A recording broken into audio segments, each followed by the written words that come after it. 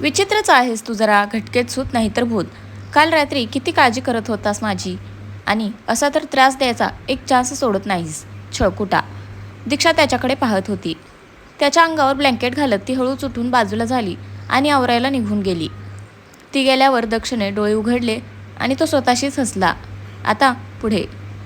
दीक्षा आवरून आंघोळ करून बाहेर आली तेव्हा दक्ष मस्तपैकी आळस देत लोळत होता. ओ आशिराम, उठा आता उठा. लोळत पडले नुसते. घरात काहीतरी फंक्शन आहे वगैरे, काहीच नाही या माणसाला. दीक्षा आरशात पाहून तयार होता होता एकीकडे बडबडत होती. बाई ग, सकाळचे 6च वाजतायत. लग्न 12चं आहे. घरात मदतीला स्टाफ आहे, तरी तुझी भुणभुण काय आहे माझ्या मागे? एकतर रात्री माझ्याकडून सेवा करून घेतलीस, वर थँक्स म्हणायचं सोडून बडबडत बसलीये. दुष्ट कुठली. दक्ष बेडवर आडवा पडून बोलत होता. दुष्ट हे नाव तुला सूट होतं दक्ष कारखानेस, कारण तूच आहेस दुष्ट. सडियल अडील कुठला. दीक्षा तोंड वेंगाडत म्हणाली. वाह बायको, आज एकदम ठणठणीत झालीस वाटतं. नाही, भांडायला जास्तच जोर आलाय तुला. जातोय आवरायला. तोंड बंद कर तुझं. दक्ष आवरायला निघून गेला. दीक्षाने आरशात पाहून स्वतःला निरखलं नि ती खाली निघून गेली. खाली एकच गडबड उडाली होती. साड्यासावरच सगळे इकडे तिकडे फिरत होते. दीक्षाची धावपळ सुरू होती. तिने सगळ्या गोष्टींवरून एकदा नजर फिरवली. काही विसरायला नको म्हणून 10 वेळा लिस्ट चेक करून झाली होती तिची. काकी आणि अनुराधा हसत तिची लगबग पाहत होत्या. दक्ष फ्रेश होऊन कॉफीचे सिप घेत बाहेर बाल्कनीत बसला होता. आज त्याच्या मोठ्या दादाचं लग्न होतं. काश आज दिग्विजय त्यांच्यासोबत असता. विचारानेच दक्ष हळवा झाला. सहजच त्याची नजर समोर गेली. बंगलो बाहेर 2 माणसं उगाचच फिरत होती. दक्ष निरकून पाहू लागला, पण त्याला आक्षेपार्ह काही वाटलं नाही. तसा तो आत निघून आला. हॉलवर जायचं म्हणून सगळेजण तयार होत होते. दिनेशचं आवरलं का ते पाहायला म्हणून दक्ष त्याच्या रूममध्ये आला. मोतिया कलरच्या शेरवानीमध्ये दिनेश राजबिंडा दिसत होता. दादा, एकदम क्लास दिसतोयस. दक्षने त्याला कम्प्लिमेंट दिली. थँक्स दक्ष, तू पण काही कमी हँडसम दिसत नाहीयेस. आज दीक्षा तुला कन्फर्म भाव देणार, दिनेश त्याला चिडवत म्हणाला. का गरिबाची थट्टा करतोस दादा? ती कैकई एक वेळ गेटवरील कुत्र्या मांजराचं कौतुक करेल, पण माझं या जन्मात तरी करणार नाही. दक्ष तिरकस हसत म्हणाला. दक्ष, तू कधीपासून हार मानायला लागलास? मान्य आहे तुझ्याकडून चूक झाली, पण दीक्षाच्या मनात नक्की काय आहे हे समजून न घेता तू निगेटिव्ह विचार करतोयस, हे नाही आवडलं मला. प्रेम हा व्यवहार नाही आहे दक्ष, ती एक भावना आहे. त्यात मी प्रेम करतो म्हणजे समोरच्याने केलंच पाहिजे असा सौदा नसतो. पहिले तू स्वतःला समजून घे. तुझ्या मनात नक्की तिच्याविषयी काय आहे ते ओळख, त्यानंतर आपण तिच्याकडे वळू. दिनेश त्याला समजावत म्हणाला. बरोबर आहे तुझं, पण मला त्याच्यावर आमचं नातं लादायचं नाही आहे. आधीच तिला मी खूप दुखावलंय, पण यापुढे नाही, दक्ष भावनिक होत म्हणाला. दक्ष, बाहेरून दीक्षाची जोरदार हाक आली तसा दिनेश हसायला लागला. तुझं काही खरं नाही बॉस. तुझं माझं जमेना आणि तुझ्या वाचून करमेना असं आहे तुमचं. एन्जॉय, दिनेश त्याला डोळा मारत म्हणाला. तोपर्यंत दीक्षा दिनेशच्या रूममध्ये आलीच. ओ हो दादा, आज तो आप कमाल लग रहे हो, खूप हँडसम दिसताय. दीक्षा हसून म्हणाली. थँक्स दीक्षा, पण जरा दक्षकडेही बघ ना, तोही कमाल दिसतोय नाही का? दिनेश मिश्किल स्वरात म्हणाला. तशी दीक्षाने दक्षवर नजर टाकली. खरंच साहेब कमाल दिसत होते, पण सरळ तोंडाने कबूल करेल ती दीक्षा कसली? माणसासारखा दिसतोय खरा. दीक्षा दक्षकडे पाहत म्हणाली. तसे त्याने डोळे मोठे केले. डोळे वाटारून काय पाहतोयस माझ्याकडे? जरा त्या गाडीवाल्याला कॉल कर. गाडी आली नाही अजून डेकोरेट होऊन. आपल्याला निघायचं हॉलवर जायला. अगं येईल तो. असा कसा येईल आपोआप? असं नुसतं तयार होऊन मिरवण्यापेक्षा जरा काम कर. म्हणजे कसं, नंतर लग्न मंडपात पोरी ताडायला मोकळा ना तू? दीक्षा नाक म्हणाली. मी कधी पोरी ताडत असतो? यार काहीही बोलतेस तू. पोरी मला ताडत असतात, समजलं ना भांडकुदळबाई? निदान आज तरी सौजन्याने वाग माझ्याशी, दक्ष वैतागत म्हणाला. हो, सौजन्याने वागू? अडले माझं खेट्टर. दीक्षा बडबडत बाहेर निघून गेली. ती गेली तसा दिनेश जोरजोरात हसायला लागला. यार दादा, हसतोयस काय? तुझ्याशी या भाषेत बोलायची आजपर्यंत कोणाची हिंमत झाली नव्हती दक्ष. दीक्षाने तुझा पार कचरा करून टाकलाय. बघ ना यार, जराही किंमत देत नाही ही बाई. मी जरा बाहेर जाऊन बघतो, नाहीतर ही कजाक बाया परत माझ्या मानगोटीवर येऊन बसेल. येतो मी. दक्ष बाहेर निघून गेला. दिनेश मात्र एकटाच हसत होता. कसले भारी आहेत हे दोघं. यांना कळतच नाही हे एकमेकांवर प्रेम करायला लागलेत ते. स्पेशली दीक्षा तुला. मी असं म्हणणार नाही तू चुकीची आहेस, कारण दक्ष तुझा गुन्हेगार आहे. पण खरं सांगू, दक्ष इतका जीव लावणारा नवरा तुला शोधूनही सापडणार नाही. बाप्पा, आज मला पहिल्यांदा वाटते की दिग्विजयचे मोरेकरी सापडायला नकोत, कारण त्यानंतर दीक्षा आणि दक्षचं नातं. विचारानेच दिनेशच्या अंगावर काटा आला. तेवढ्यात त्याच्या पाठीवर कुणाचा तरी हात पडला. त्याने मागे वळून पाहिलं तर कार्तिक उभा होता. दिनेश, सगळं ओके आहे ना? कार्तिकने शंकेने विचारलं. हो, ठीक आहे सगळं, दिनेश म्हणाला.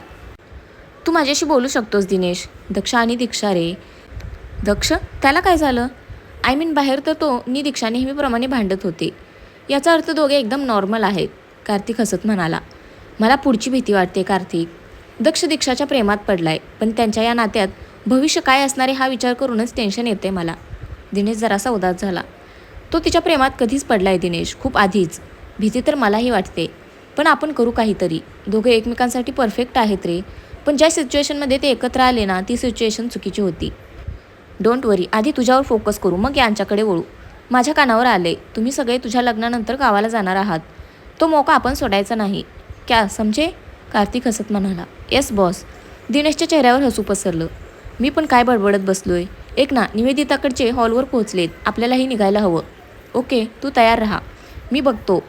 हो चालेल, आलोच मी. दिनेशसोबत बोलून कार्तिक बाहेर निघून गेला. बाहेर सगळी तयारी झाली होती.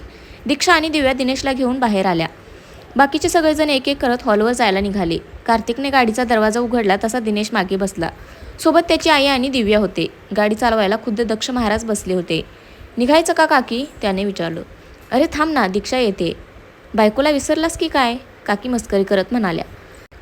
त्या पुढे बोलणार इतक्यात गाडीचा पुढचा दरवाजा उघडला गेला आणि दीक्षा आत बसली. दक्ष वैतागत तिच्याशी बोलायला गेला, पण त्याचा वैताग जास्त वेळ टिकला नाही. तिला पाहताच आपोआप त्याचे डोळे विस्फारले. ऑरेंज कलरच्या कांजीवरममध्ये ती खूप सुंदर दिसत होती. त्याला असं एकटक पाहताना पाहून दीक्षाला ऑकवर्ड फील झालं. ती त्याच्याकडे रागाने पाहत होती, पण दक्ष मात्र तिच्याकडे पाहण्यात गुंग होता. काकींनी घसा खकरला तसा तो भानावर आला. दक्ष, आम्हाला माहिती आहे आमची सून सुंदर दिसते ते. तुझं असं एकटक पाहणं तो बनता आहे. पण काय आहे ना, आता मुहूर्त जवळ आलाय, नाहीतर आम्ही तुम्हाला बिलकुल डिस्टर्ब केलं नसतं हां. काकी गालातल्या गालात हसत म्हणाल्या. काहीही काय काकी? दक्षने ओशाळून समोर पाहिलं आणि गाडी स्टार्ट केली. दीक्षा अजूनही त्याच्याकडे रागाने पाहत होती. थोड्या वेळात सगळेजण हॉलवर पोहोचले. निवेदिताच्या घरच्यांनी त्यांचं स्वागत केलं. दिनेशला चेंजिंग रूममध्ये नेण्यात आलं. दिव्या करवली होती म्हणून दीक्षाने सगळ्यात आधी तिला तयार करून पाठवलं.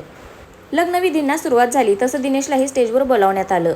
दीक्षा अजून तयार होत होती. तिने फायनल टचअप केलं आणि मागे वळली. तिच्या मागे दक्ष उभा होता.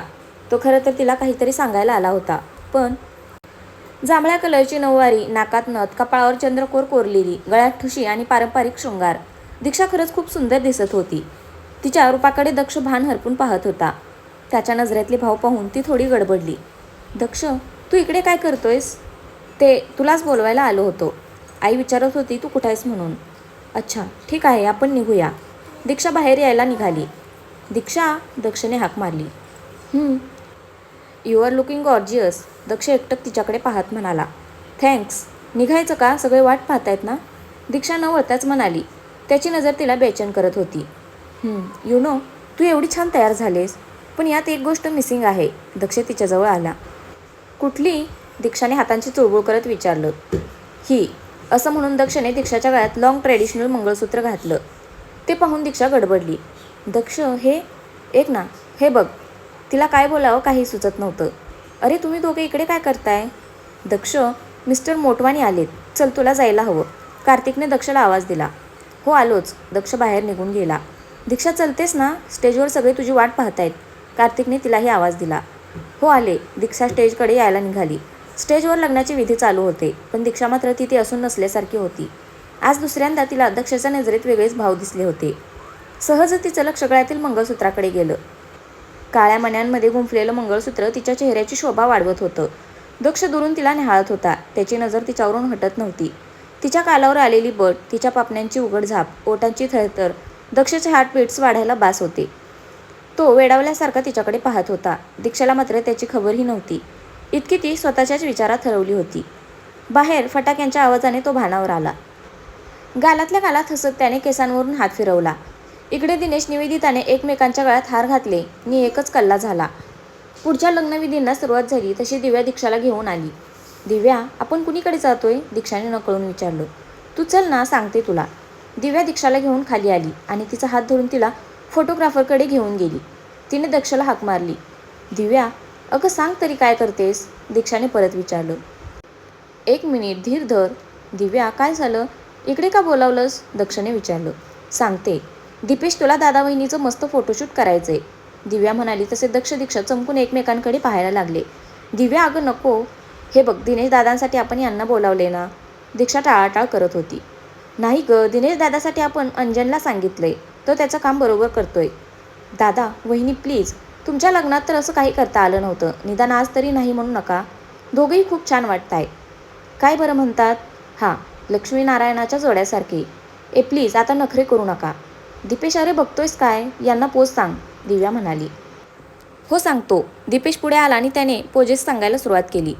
दीक्षाला काय बोलावं काही सुचत नव्हतं. तिच्या चेहऱ्यावरील नाराजीचे भाव पाहून दक्षाला वाईट वाटलं. दिव्या, लिसन. दीक्षा आता कम्फर्टेबल नाही आहे. आपण नंतर केव्हा तरी करूया का? दक्षाने विचारलं. अरे असं कसं? दीक्षा, तुमचं लग्न तर पाहता आलं नाही. निदान फोटो तरी पाहू द्या. एक सांगू, तुझ्या गळ्यातलं हे मंगळसूत्र खूप शोभून दिसते तुला. या बाकीच्या शृंगारापेक्षा या मंगळसूत्राचं महत्त्व खूप जास्त आहे. खूप शोभून दिसते तुला. दीपेश, माझ्या लेकरांचे छान फोटो काढ. त्यांना कुणाची नजर लागायला नको. अनुराधाबाईंनी दोघांच्या चेहऱ्यावरून हात फिरवला आणि त्या निघून गेल्या. दीपेशने दोघांचे फोटो घ्यायला सुरुवात केली. दक्षने तिला नजरेने आश्वस्त केलं, पण आज ती त्याच्यावर खरोखरच रागावली होती. त्याने अलगद तिला जवळ घेतलं. दिशू, रागवू नकोस ना प्लीज. त्याने तिचा चेहरा समोर करून हलकी स्माईल दिली. हे सगळं तुझ्यामुळे होते दक्ष. मला असं वाटते मी या सगळ्यांची फसवणूक करते. दीक्षा हताश होत म्हणाली. नको ना एवढा विचार करूस. बघूया नंतर आपण. दक्ष तिच्या खांद्यावर हनुवटी टेकवत म्हणाला. दोघांचे हात एकमेकात गुंफले होते. तिची जवळीक त्याला हवी हवीशी वाटत होती. एवढं असूनही तिच्या चेहऱ्यावरील नाराजगी त्याला छळत होती. फोटोशूट झालं तसं दीक्षा तडक तिथून निघून गेली. तर फ्रेंड्स, आजचा भाग कसा वाटला नक्की कमेंट करून सांगा. धन्यवाद.